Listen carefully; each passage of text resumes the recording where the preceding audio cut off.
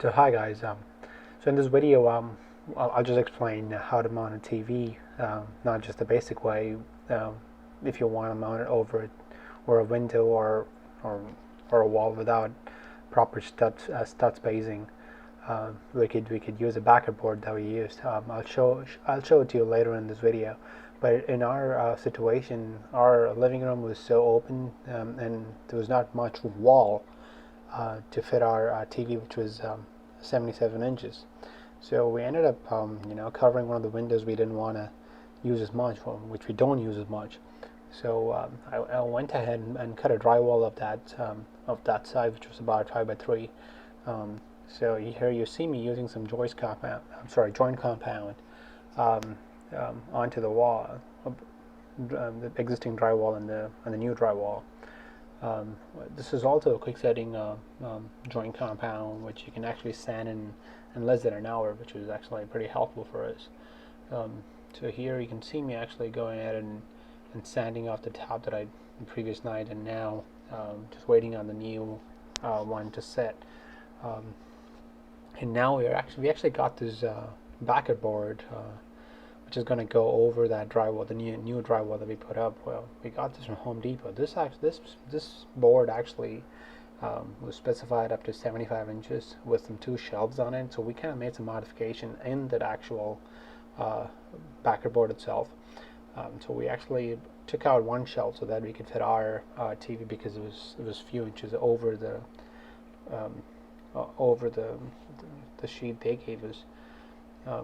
So as I said, we're still trying to figure out, what kind of backer board we could use. We actually went with the board that we got from Home Depot. Plus, we added a 3/4 inch plywood behind this for extra stability for the TV, because the TV is going to be about 130 pounds. So we wanted to make sure we get at least a decent stability for it. Here I'm going back again to the drywall that I installed the night before, and I gave it overnight. I know it was an hour quick setting drywall compound, but I gave it overnight, and I went ahead and used a sander with like some 120 grit, and sanded off completely. I mean, this is going to be covered by a backer board and the board that we bought from Home Depot, so it's really didn't have to sand it as fine as you would expect.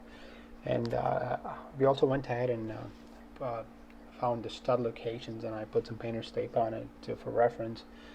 A laser level would be very helpful when you're doing this kind of project.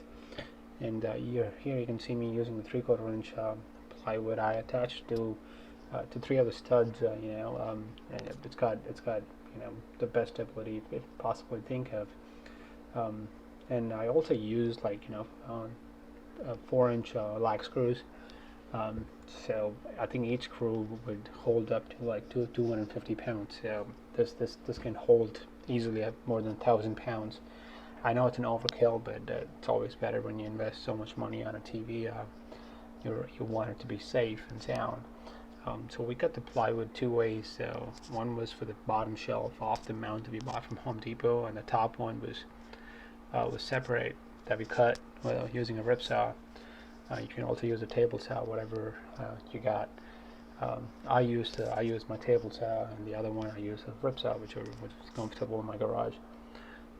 Again, I put the plywood on the top with onto 4 studs now, because it was a bigger plywood.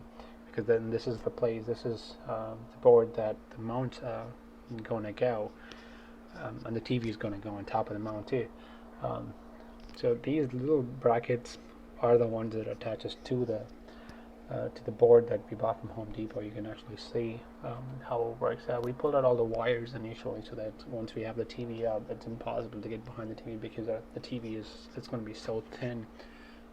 This is a TV we bought. We ended up getting the gallery TV, so that we didn't want any gap from the TV to the wall. Now, as I said, you won't even notice there was a window behind it. The TV that we bought comes with the template, where it comes with It's crazy. It comes with a little TV mount. You'd be surprised how it can hold the 130, 140 pounds, which is the weight of the TV. Um, yeah, I actually went ahead and I mean, I didn't use the screws that came with the TV mount. I actually went ahead and got some 1.5 inch lag screws that'll actually go onto the plywood that I put as user as a backer board, because there was no studs behind because of the window. So it's actually literally standing on the plywood that's behind the TV mount. So as I said, it should I put like 8 lag screws, so each should hold up to 40, 50 pounds. So it's 400, 500 pounds of weight can hold onto that TV mount, and our TV was about 130 pounds. So after that was done, we were just testing it out. I mean, we were amazed by the quality of an OLED. This is the first time we had an OLED TV. We've experienced an OLED also. Again, the laser level is very helpful. I'll stress over and over, not just this project, anything we build, we use a laser level. So I went ahead and put some safety screws, which is like 6-inch structural rugged screws, that for extra stability for the mount and the TV. And this is how it is after. Yeah, we set up with the receiver and the soundbar. Came out pretty well. We are happy about it, and if you want any details about the whole thing, I'll send the link of all the sound system I used and everything. Thank you for watching.